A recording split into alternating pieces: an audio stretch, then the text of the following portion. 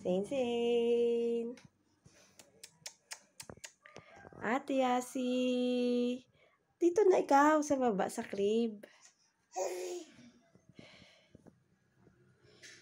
Dali.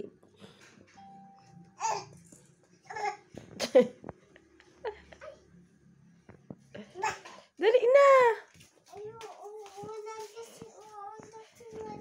Nanay.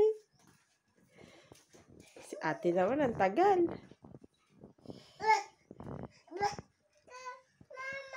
So tagal naman ikaw. Nakapasok ka nga dyan ng sarili mo eh.